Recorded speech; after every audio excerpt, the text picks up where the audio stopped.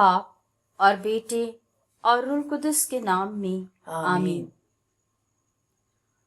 اس کا لباس برف کی طرح سفید تھا۔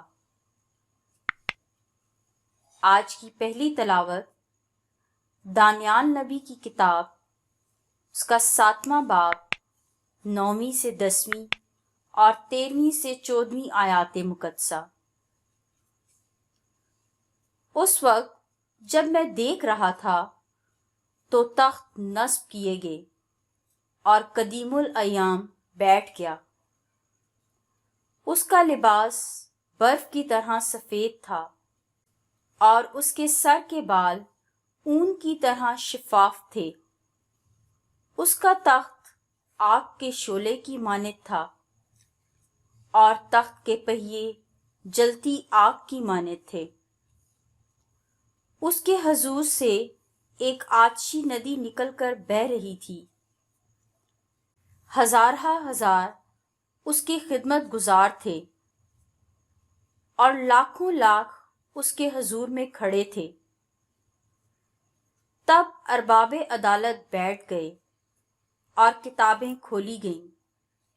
میں نے رات کے رویا میں نظر کی تو کیا دیکھتا ہوں کہ ایک شخص ابن انسان کی مانند آسمان کے بادلوں کے ساتھ آیا، اور وہ قدیم الایام تک پہنچا اور اس کے حضور لایا گیا، اور حکومت اور عظمت اور مملکت اس کے سپرد کی گئی، تاکہ تمام قومیں اور امتیں اور زبانیں اس کی خدمت گزار ہوں۔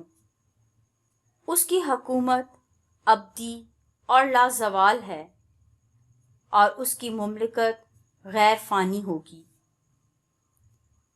پاک کلام کے پڑھے اور سنے جانے پر خدا کی برکت ہو۔ خداوند کا شکر ہو۔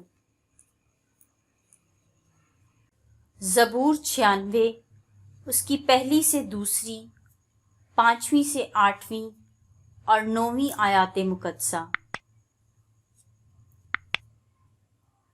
جماعتی جواب: خداوند تمام زمین پر مطال ہے۔ خداوند تمام زمین پر مطال ہے۔ خداوند سلطنت کرتا ہے، زمین خوشی کرے، جزائر کی کثرت شادمانی کرے۔ بادل اور تاریکی اس کے گرد ہیں، عدل اور انصاف اس کے تخت کا قیام ہے۔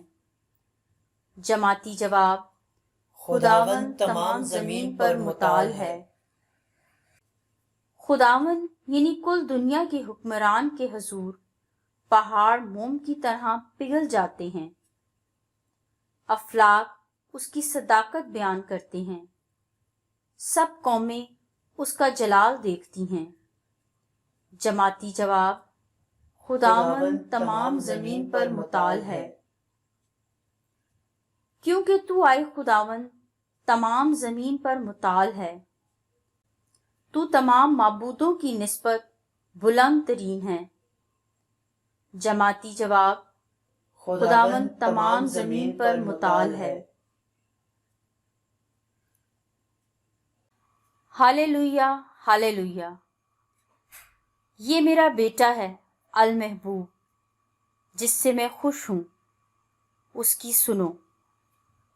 ہاللویا۔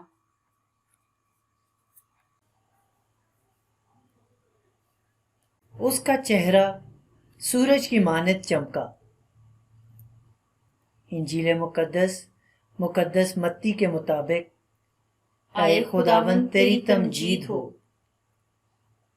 اس کے 17ویں باب کی پہلی سے 9ویں آیات مقدسہ۔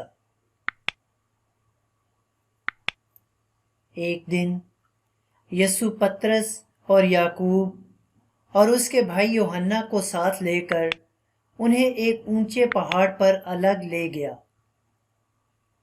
اور ان کے سامنے اس کی صورت بدل گئی، اور اس کا چہرہ سورج کی مانند چمکا،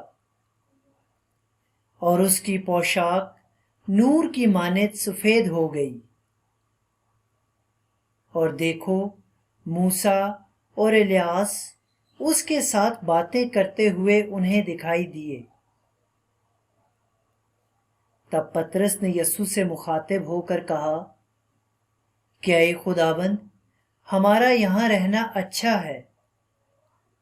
اگر تیری مرضی ہو تو میں یہاں 3 ڈیرے بناؤں، ایک تیرے لیے اور ایک موسیٰ کے لیے اور ایک الیاس کے لیے۔